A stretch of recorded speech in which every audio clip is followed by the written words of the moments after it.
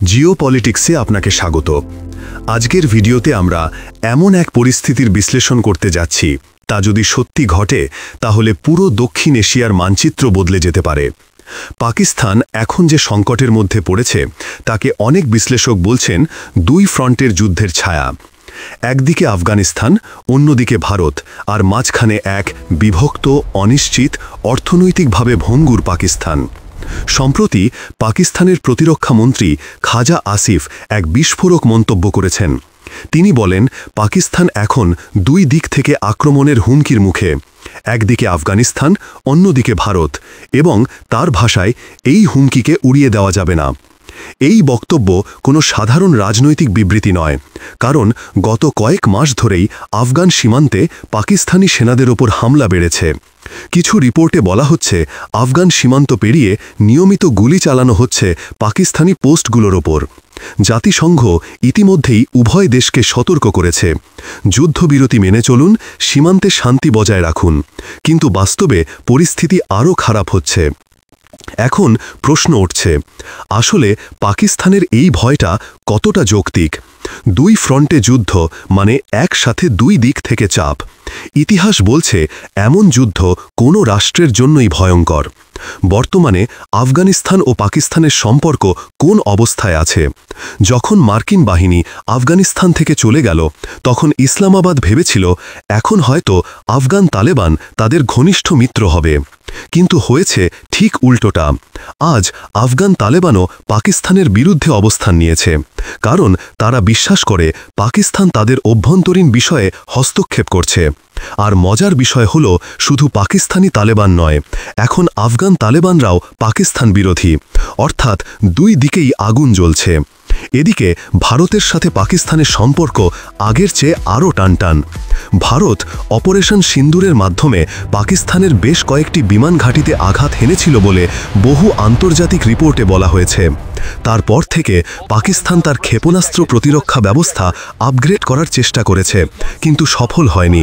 তারা আমেরিকা, এমনকি চীনের কাছ থেকেও সাহায্য চেয়েছে, কিন্তু এখনও সেই প্রতিরক্ষা ঘাটতি থেকেই গেছে। এ অবস্থায় যদি আফগানিস্তান ও ভারত একসাথে সামরিক চাপ তৈরি করে, তাহলে পাকিস্তানের জন্য তা হবে একেবারে বিপর্যয়কর পরিস্থিতি।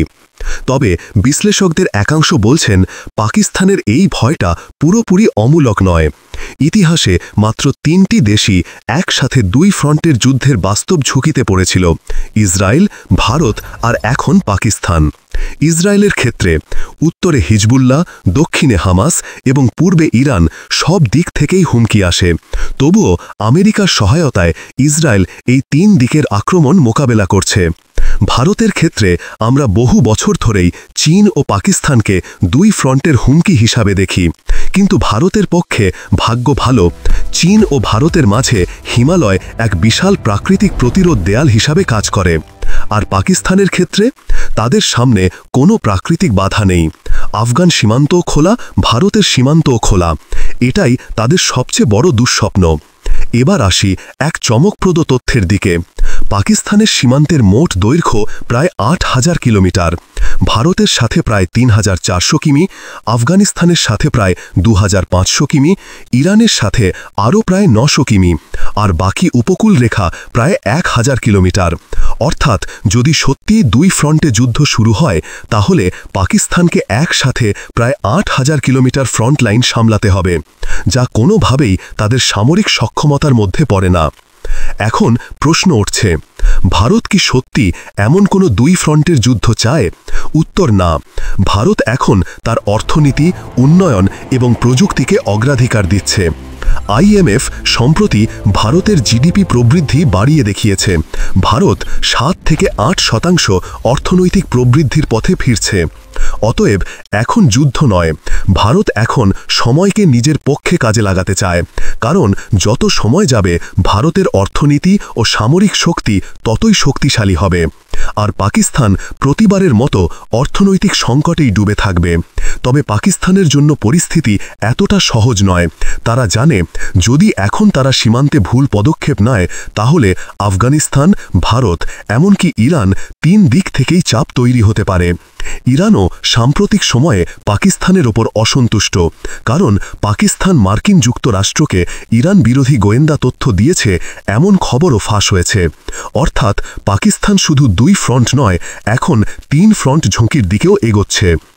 এখন কল্পনা করুন যদি এই মুহূর্তে ভারতের নৌবাহিনী করাচি উপকূলে অপারেশন সিন্দুর 2.0 শুরু করে আর আফগান সীমান্ত থেকে তালেবান হামলা তীব্র হয়, তাহলে পাকিস্তান কি একসাথে তা সামলাতে পারবে?